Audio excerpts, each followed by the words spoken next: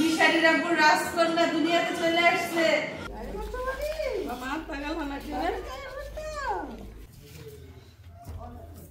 এদিকে আসো। তারা খুবই সজাগ যে বাচ্চা ছোটবেলা থেকেই শিখতে হবে। সালামি দেব নাকি দাদু? আরে দাদি সালামি নিয়ে আসছে। এই রাজকুমারীর বাপ, রাজকুমারী ভাইয়া কেমন অনুভূতি? শুধু আলহামদুলিল্লাহ, আল্লাহর কাছে শুকরিয়া জানানো ছাড়া আর কিছু বলার নাই না। ও মিশারি দেখেন হাতের মধ্যে ই করতেছে, জীবাণু মুক্ত করতেছে। কি ব্যাপার, কোলে নিব নাকি রাজকুমারীকে? বাবার হচ্ছে রাজকন্যা না, আর মিশারির কি রাজরানী বোন। তো সিজার হয়েছি বেশ কয়েকদিন হয়ে গেছে, এতদিন নড়াচড়াও করতে পারিনি, তবে আজকে উঠে বসতে পারছি, তবে নিজে নিজে উঠতে পারি নাই। তো আমাদের রিলিজ দেওয়া হয়ে গেছে এবং ব্যাগপত্র গুছানো হচ্ছে, আর কিছুক্ষণের মধ্যেই ইনশাল্লাহ আমরা বাড়ির উদ্দেশ্যে রওনা দিব। আর আমাদের এই সুন্দর পরিবার এবং আজকের এই সুন্দর পরিবেশের জন্য মহান আল্লাহ তাআলার কাছে শুকরিয়া, আলহামদুলিল্লাহ। শূন্য হাতে হাসপাতালে এসেছিলাম, আর আজকে পূর্ণতা নিয়ে বাড়িতে ফিরে যাচ্ছি। এবং বাড়ির একমাত্র কন্যা প্রথমবার বাড়িতে যাচ্ছে, বাবার ভিটায় পা রাখতে যাচ্ছে। তো সবাই খুব অধীর আগ্রহে অপেক্ষা করছে কখন নতুন সদস্য বাড়িতে গিয়ে পৌঁছাবে। বাবা কি পারে না রাজকন্যার কান্না থামাতে? আমার রাজকন্যা রে, কোথায় রাজকন্যা? আমাদের একটা রাজকন্যা হইছে। তো মেয়ে দুনিয়াতে আসার পর এখন প্রথমবার তাকে আমি কোলে নিয়েছি, তাও কয়েক সেকেন্ডের জন্য। তো ওকে কোলে নেওয়ার পর মনে হচ্ছিল আমার কলিজা সহ ছিঁড়ে যাবে, তো তাড়াতাড়ি মিশারির আব্বুর কাছে দিয়ে দিলাম। তো কবে একটু সুস্থ হব আর কবে মেয়েটাকে ভালোভাবে কোলে নিতে পারবো সেটা জানি না। আর এবারের সিজারে আমি এত বেশি অসুস্থ হয়েছি যেটা কল্পনার বাইরে। যাই হোক, একটা সন্তান দুনিয়াতে আসা কতটা কষ্টের, এর থেকে অনেক বেশি কষ্টের কিন্তু সন্তানকে মানুষ করে তোলা।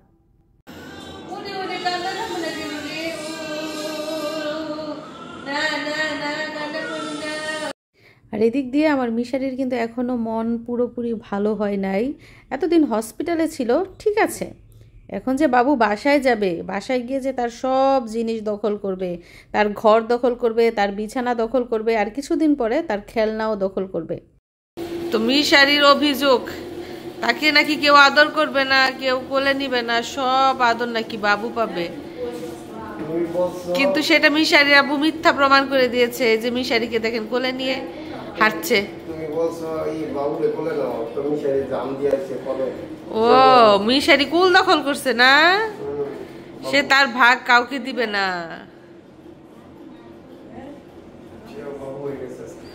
সে বাবু হয়ে গেছে, ছোট্ট বাবু হয়ে গেছে।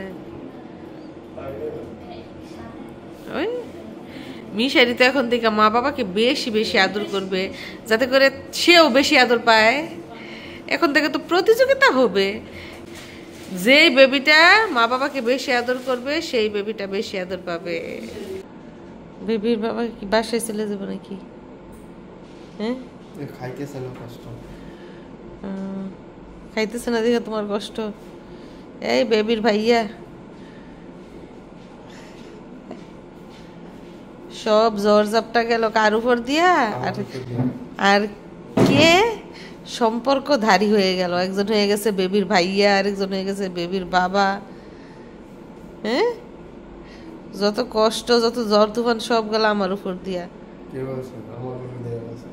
তোমার উপর দিয়ে গেছে।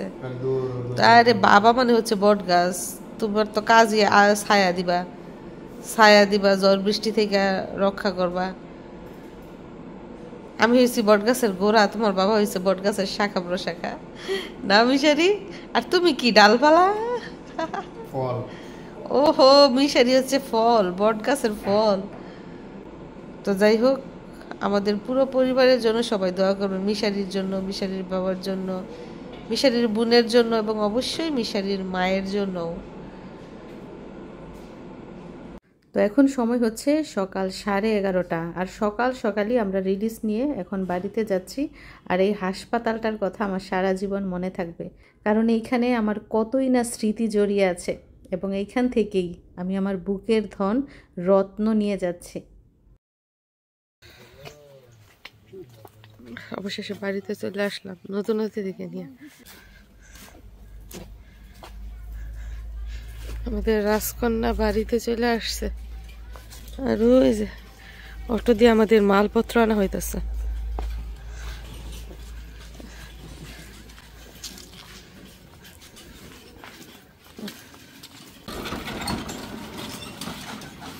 আলহামদুলিল্লাহ, সব বিপদ কাটিয়ে আবারও বাড়ি ফিরে আসলাম। তো হসপিটালে যাওয়ার সময় আমরা যেই জিনিস সাথে করে নিয়ে গিয়েছিলাম সেগুলো তো আছেই, সাথে আরও বাইরে থেকে অনেক জিনিস কিনা হয়েছে।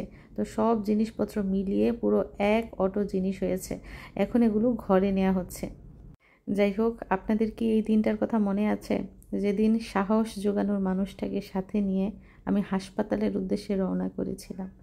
সেদিন মনের ভিতর আমার কতই না ভয় ছিল যে আমি কি আবার সুস্থভাবে বাড়ি ফিরে আসতে পারবো। দেখেন আল্লাহর কি রহমত, আমি সুস্থ পুরোপুরি না হলেও আমি ভালোই কিন্তু আবার বাড়ি ফিরে এসেছি, এবং আল্লাহর তরফ থেকে দেয়া সবচেয়ে দামি উপহারও সাথে করে নিয়ে এসেছি।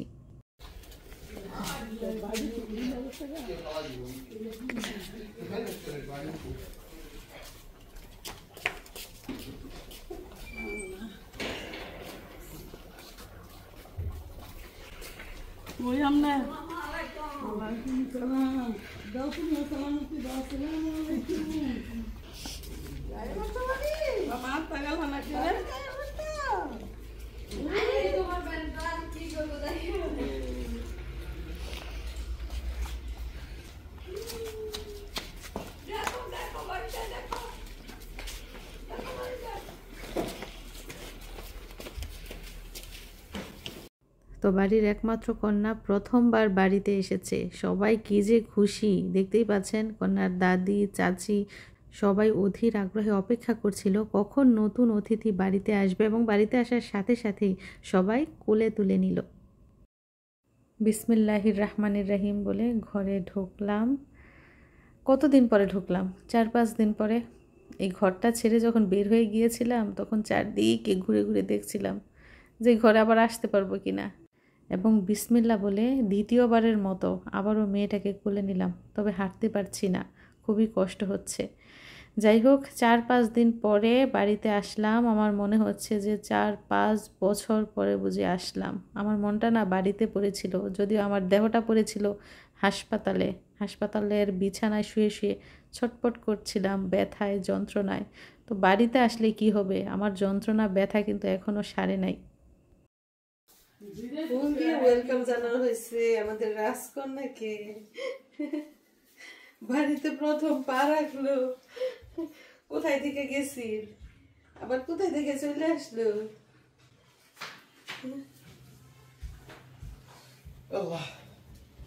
মা একা গেছে, বাড়ি থেকে আসলো দেখি 2 জন।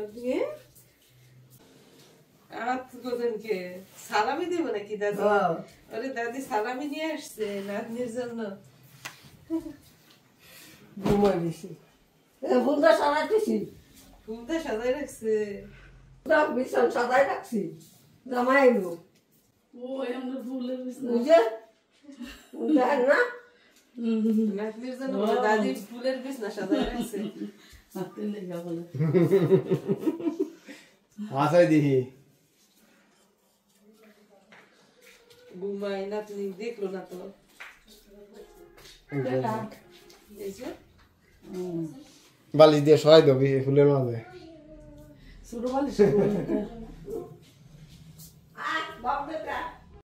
তো আমাদের ভাগ্যবতী কন্যা দুনিয়াতে আসার আগেই কিন্তু অনেক উপহার পেয়েছে, আর আজকে বাড়িতে পা রাখতে না রাখতেই দাদি সালামি দিয়ে তাকে বরণ করলো, আর বিছানার মধ্যে ফুল দিয়ে সাজিয়ে রাখলো।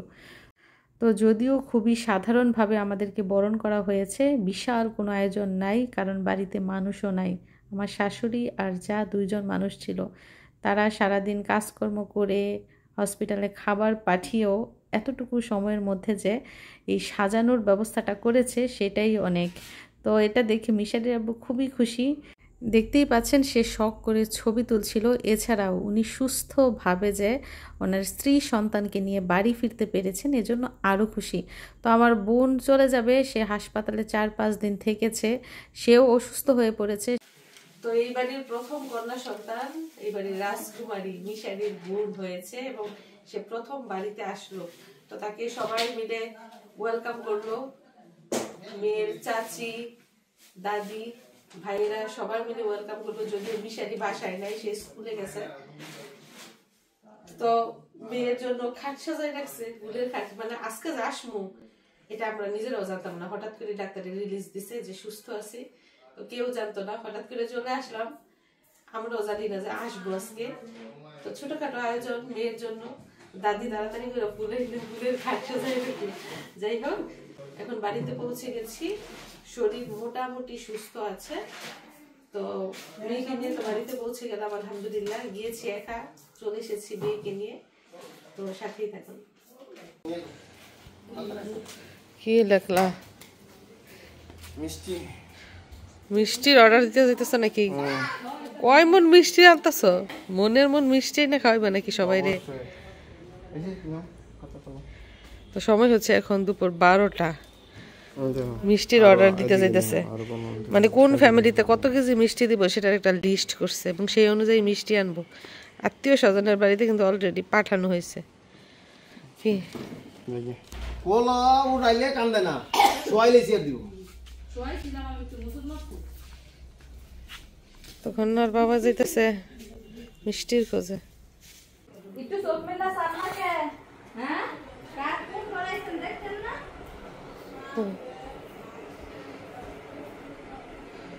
তো এখন সময় হচ্ছে দুপুর 2টা। একটু রান্নাঘরে ঢুকলাম, ঢুকে দেখি আমার যা খুব সুন্দর করে রান্না বান্না করে রেখেছে। মুরগির মাংস রান্না করেছে পালং শাক দিয়ে, যেটা আমার খুবই পছন্দের একটা খাবার। এবং যতদিন হাসপাতালে খাবার পাঠিয়েছে প্রতিদিনের খাবারে মাংস ছিলই। সবজি পাঠালেও মাংস, মাছ পাঠালেও মাংস।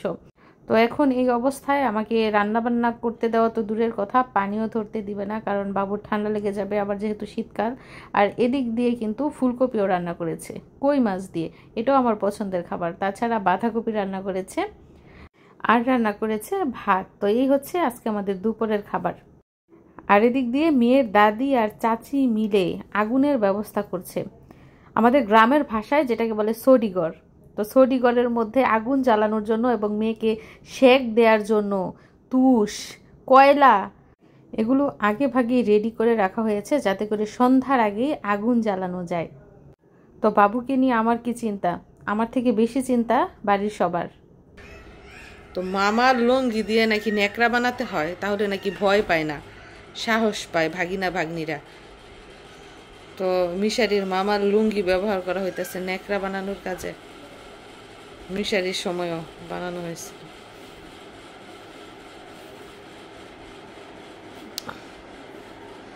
যদিও এখন এগুলো ইউজ করা হয় না, ডাইপারই ইউজ করা হয়, নিয়ম আর কি।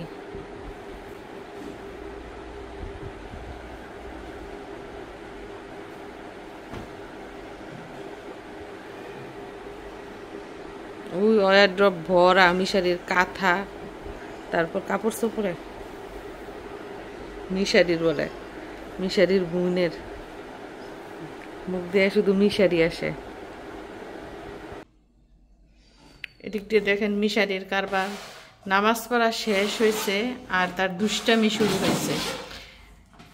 ও কি করে, প্রায় সময়ই বেলুন ফুলায়, বেলুন নাকি ফুলিয়ে এটার ভিতরে পানি ঢুকায়, পানি ঢুকায় যে কি অবস্থা করে, কাপড় চাপড় সব ভিজায়।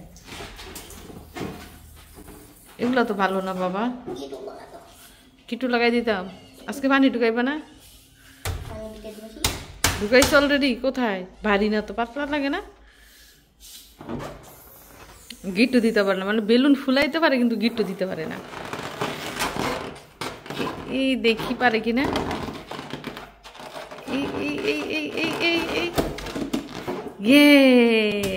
মিশারি উইন।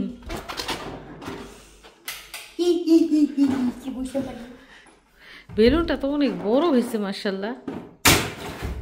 সত্যি পানি ঢুকেছে, দেখেন ভারী। এই যে এটা ফুটলে কিন্তু পানি দিয়ে পুরো ঘর বাইসা যাইব।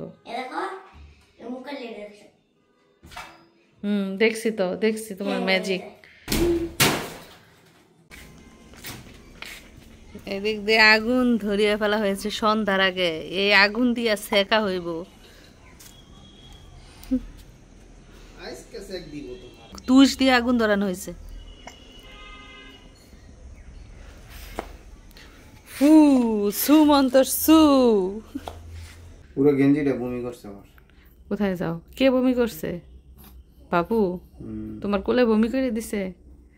আরে মায়া লাগাইতেছে, মায়া বাড়াইতেছে। বমি করছে। কোথায় যাও এখন? যাই ঘুরে আসি। ঘুরে আসো না আমার জন্য গিফট দেখতে যাইতেছ? তাড়াতাড়ি চলে আইসো। দেখেন আমাদের গ্রামে কি করা হয়, ছোট বাচ্চাদের কিন্তু সুন্দর করে ছেঁকা হয়, যেটা কিনা শহরে করে না, কিংবা গ্রামে অনেকে অনেকে করে না, কিন্তু আমাদের এইখানে নানি দাদি খুবই এক্সাইটেড, তারা খুবই সজাগ যে বাচ্চা ছোটবেলা থেকেই সেঁকতে হবে। পা সেঁকে, হাত সেঁকে, পেট সেঁকে, মাথা সেঁকে, এতে করে নাকি বাচ্চারা শক্ত হয়, মজবুত হয়, হাড়গোড় মজবুত হয়। তারপরে ঘাড় সেঁকে, মানে ঘাড় যাতে তাড়াতাড়ি সোজা হয়।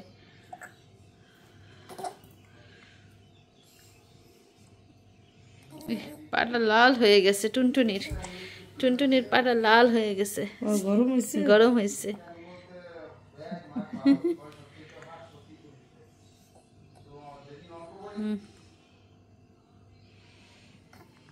তো ভালোই লাগতেছে কিন্তু আগুন। আর কিছু করতাম না, মোজা করে ভার মোজা রাত করে মোজা খাওয়াইতে হয়। সব নতুন কম্বল। তো এখন সময় হচ্ছে রাত 10টা। মিশারির আব্বু ছেলে মেয়ে দুজনকে শুইয়ে দিয়েছে, দুইজনকে দুই কম্বল দিয়া, একজন নীল কালারের কম্বল নিয়ে শুইছে, আর একজন কি কালার, লাল, নীল, সাদা, হলুদ, রং ধনু কালারের কম্বল নিয়ে শুইছে। মিশারি আমার মনে হচ্ছে বিছানার কালার আর কম্বলের কালার একদম ম্যাচিং হয়ে গেছে। নতুন কম্বল নিয়ে শুইছে আজকে মিশারি। কেমন লাগছে নতুন কম্বলটা নিয়ে? নতুন গন্ধ, ওয়াও। কেন শীত লাগে? পাতলা না? পাতলা কম্বলই তো ভালো রে বাবা। কম শীতে এই কম্বলই ঠিক আছে, বেশি শীতে ভারী কম্বল। এখন শুইছো যাই। উঠে গেছে আমার রাজকন্যা, উঠে গেছে। তো কন্যা সন্তান হচ্ছে আল্লাহর দেয়া নিয়ামত, আল্লাহর দেয়া রহমত। আর এই রহমত নিয়ে আজকে হাসপাতাল থেকে বাড়িতে চলে আসলাম। আশা করি আমাদের মেয়ের ভাগ্যে, মেয়ের বাবার আরও বেশি উন্নতি হবে। তো দেখতেই পাচ্ছেন রাত দিন কেটেছে আজকে হাসপাতাল আর বাড়িতে, এবং প্রথম দিন সবার সাথে কিন্তু খুব সুন্দরভাবে কাটিয়েছি, যদিও আমি খুবই অসুস্থ। তো সবাই আমাদের জন্য দোয়া করবেন, ভালো থাকবেন সবাই। আল্লাহ হাফিজ।